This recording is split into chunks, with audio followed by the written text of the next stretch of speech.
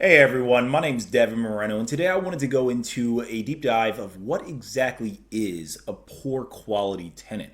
You probably have heard a lot of other channels talk about this, namely Bigger Pockets and a lot of other investor channels, and even my channel. I actually talk about how we screen our tenants for poor quality tenants, and a lot of people get this confused a little bit on this being something purely economic in nature, like it's has something to do with the amount of money the tenant has, or the fact that they're this idea that they have to be poor in order to be a poor quality tenant. This is not true whatsoever, and I'm gonna go into a lot of examples on exactly how that's not true at all. And then I'm also going to talk about poor quality landlords, because yes, those exist as well. Of course, tenants, you absolutely know them. Many of you have had poor quality landlords, and I'm going to talk about how you screen for them as well, because once again, it does not actually have very much to do with the economic factors. So if you've ever had either one of these, you'll know this. So let's go into it. What exactly is a poor quality tenant or a good quality tenant? Now, for those of you who don't know me, my name is Devin Moreno. As I've mentioned, I am a Baltimore City investor, but I do invest kind of in the DMV area in general. I have 17 properties as of the recording of this video, and I started in real estate not knowing anything at all, and now at the point where I'm at, it's only a span of 4 years. I'm actually on my 4th year in real estate investing. So this whole channel documents my journey as I'm, figuring out how to do all of this. And this whole idea of poor quality tenants is something that I ran into. In fact, I made a video on exactly this topic, and it sort of it got a lot of people upset as it didn't explain what exactly a poor quality tenant was. It was just talking about screening in general and trying not to find them. So throughout this journey of me renting to people, I've actually had to go through several different eviction processes. I had to get people out. I had to make deals to kick tenants out. And during that time, I learned a lot of different ways to screen tenants to find exactly what I'm looking for. Because if it was as simple as, oh, do you have enough money to afford it? Then really this is a pretty easy equation, but it's actually much more complicated.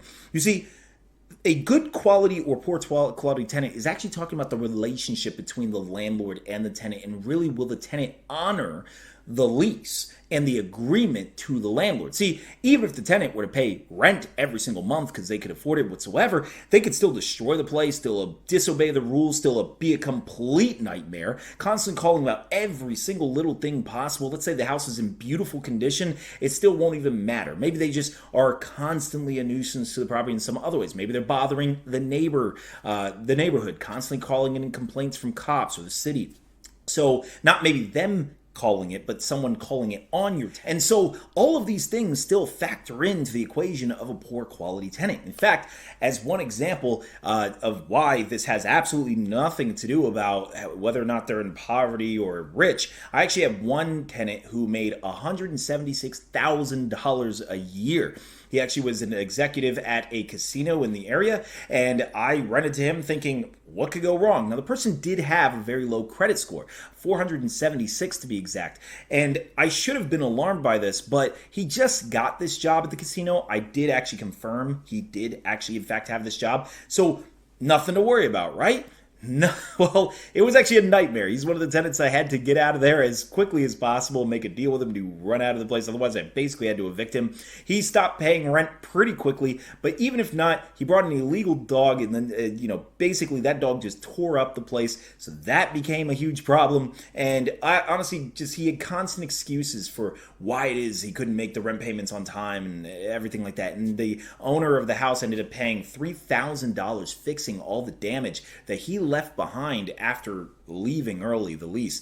So this goes to show that it's a lot more complicated than, whether or not the tenant actually has the money to afford the rent.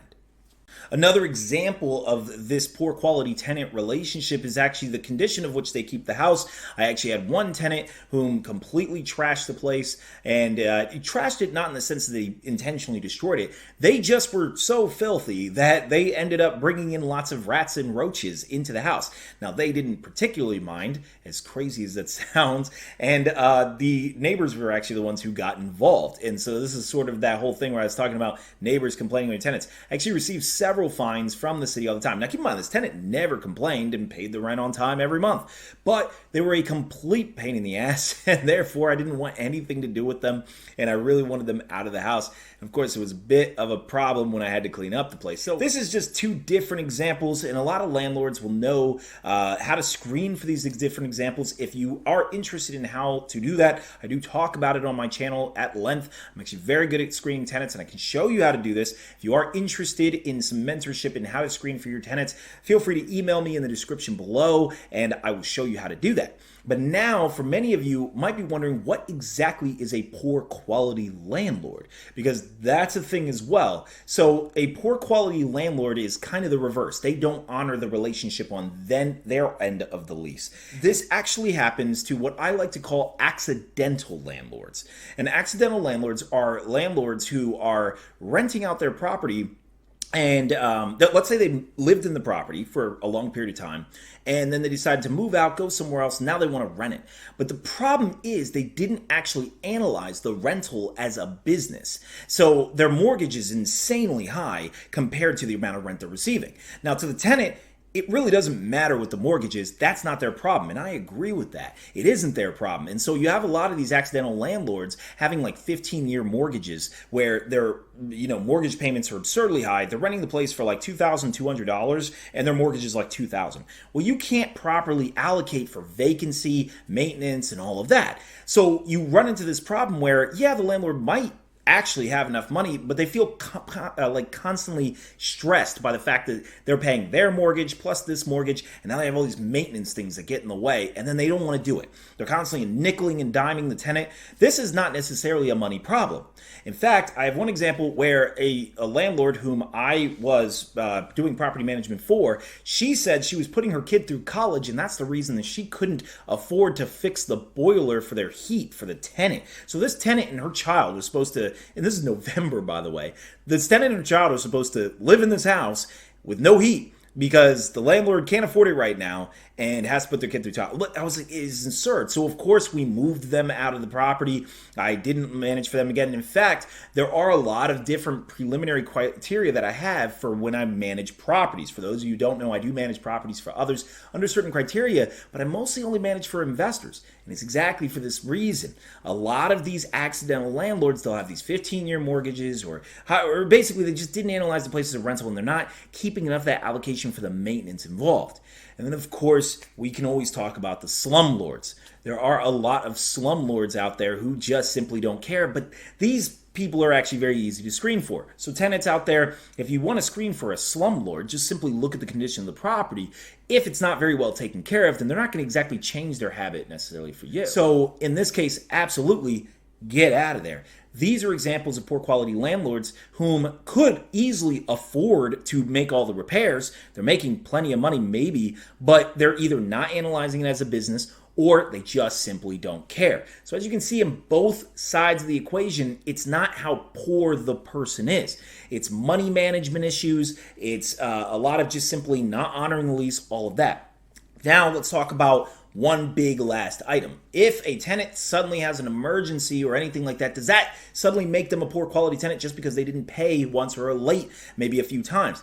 Absolutely not. I do have tenants who have paid late. I charge the late fee. They honor it. They pay the late fee. I do have tenants who ran into emergencies, couldn't pay the rent. Now, unfortunately, in this day and age, there is a lot of issues of money management not being taught in high school or college. So a lot of landlords out there will, if you're financially savvy, will be able to detect that the tenant simply has a money management problem, and that could fix everything so that way when they got to those emergencies, they had all the money that they needed to handle it. But that doesn't necessarily make them a poor quality tenant because honestly, 70% of Americans live paycheck to paycheck, and a lot of that, I'd say a huge majority of that, is due to them simply not budgeting and managing their finances.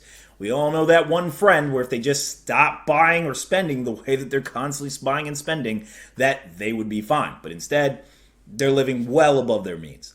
But in these cases, then, even still, it's not necessarily the economic situation because, like I said, I do have people who live like this, and they're still just fine as tenants. I'm perfectly happy to have them. They just simply can't handle emergencies very well. love to teach them, love to teach you. If you are interested, I certainly will help with helping budget and manage finances. I actually have a passion in doing so.